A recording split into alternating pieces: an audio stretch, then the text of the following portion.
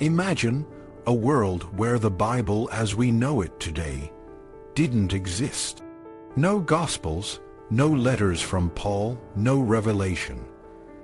It might sound like a dystopian nightmare for some, but this was the reality for early Christians. The formation of the New Testament, the collection of texts that would become the cornerstone of Christianity, was a complex and often contentious process that spanned centuries. It wasn't a straightforward selection process where a group of bishops sat down and decided which books to include. Instead, it was a gradual, organic development driven by the needs and practices of the early church. In the first century, the Christian community was small and scattered. Jesus had been crucified, and his followers were trying to make sense of his teachings and the events that followed. They didn't have a written Bible. Instead, they relied on oral traditions, letters, and occasional texts that circulated among different communities. The Gospels, the letters of Paul, and other writings began to emerge during this time, but they were not yet considered a unified collection. The first written accounts of Jesus' life and teachings, known as the Gospels, started to appear in the late 1st century. These included the Gospels of Matthew, Mark, Luke, and John. Each Gospel had its own unique perspective and audience, and they were not initially seen as a single, authoritative text. Instead, they were used by different Christian communities to support their beliefs and practices. As Christianity spread, so did the need for a more structured and unified set of texts. The 2nd century saw a significant increase in the number of Christian writings, including apocryphal Gospels, letters, and other texts. These texts were often attributed to apostles or other early Christian figures, and they varied widely in quality and content. Some were highly regarded, while others were considered heretical or spurious. The early church faced a critical challenge: how to determine which texts were truly authoritative and which were not. This was not a simple task, as there were no clear criteria for selection. Instead, the process was driven by a combination of factors, including the apostolic origin of the texts, their orthodoxy, and their widespread use in Christian communities. One of the primary criteria for determining the canonicity of a text was its apostolic origin. Early Christians believed that the apostles, who had been directly commissioned by Jesus, had the authority to write about his life and teachings. Therefore, texts that were attributed to apostles or their close associates were more likely to be accepted as canonical. For example, the Gospels of Matthew and John were believed to have been written by the apostles themselves, while the Gospels of Mark and Luke were attributed to associates of the apostles. Similarly, the letters of Paul, Peter, and other apostles were highly regarded and widely circulated. However, this criterion was not always clear-cut, as some texts that were later rejected as non-canonical were also attributed to apostles. Another crucial factor in the formation of the New Testament was the orthodoxy of the texts. Early Christians were concerned with maintaining the purity of their beliefs and practices, and they were wary of texts that promoted heretical or unorthodox teachings.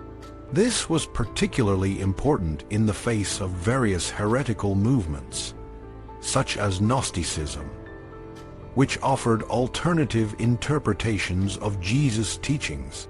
Texts that were considered orthodox, meaning they aligned with the core beliefs and practices of the early church, were more likely to be accepted. For example, the Gospel of John, despite some passages that could be interpreted as having Gnostic tendencies, was widely accepted because of its overall orthodox message.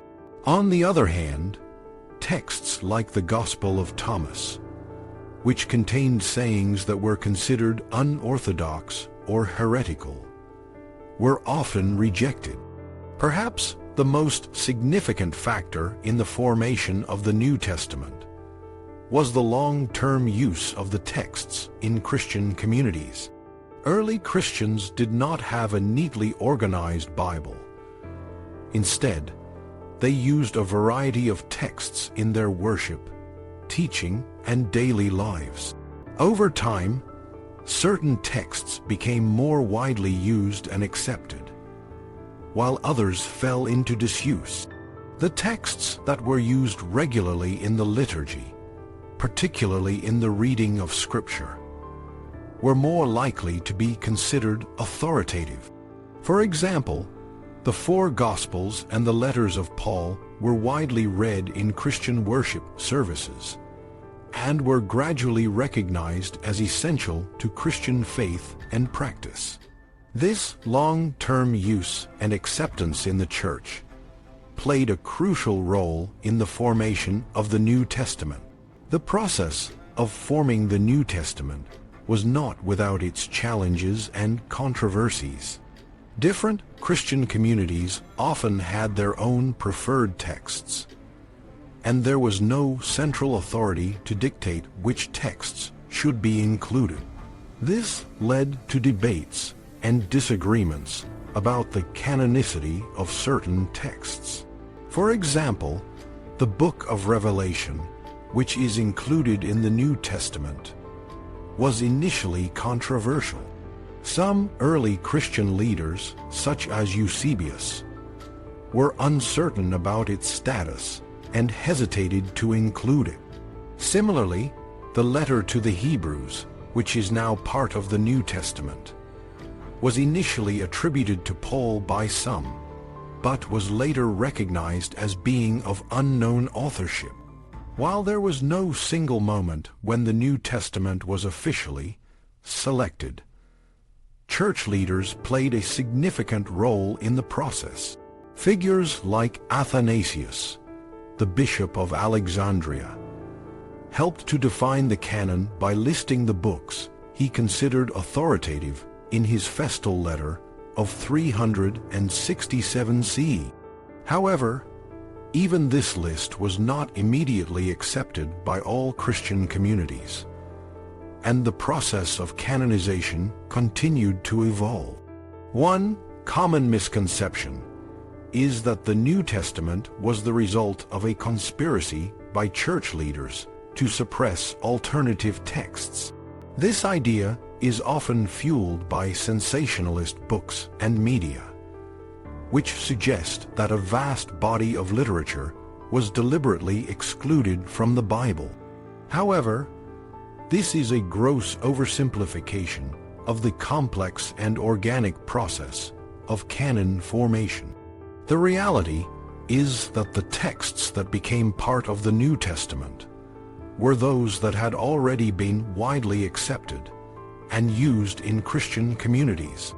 They were not selected from a large pool of candidates, but were the result of a long and gradual process of recognition and acceptance. Many of the texts that were excluded, such as the apocryphal Gospels, were either of lower quality or contained teachings that were considered heretical.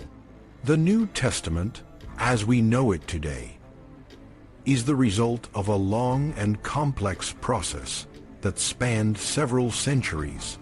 It is a collection of texts that were widely accepted and used by early Christian communities, and it continues to be a central part of Christian faith and practice. While the process of canonization was not without its challenges and controversies, it ultimately produced a set of texts that have stood the test of time and continue to inspire and guide millions of people around the world. The formation of the New Testament was a gradual, organic process, driven by the needs and practices of the early church. It was not a simple selection process, but a complex interplay of apostolic authority, orthodoxy, and long-term use. The texts that became part of the New Testament were those that had already been widely accepted and used by Christian communities, and they continue to be a central part of Christian faith and practice.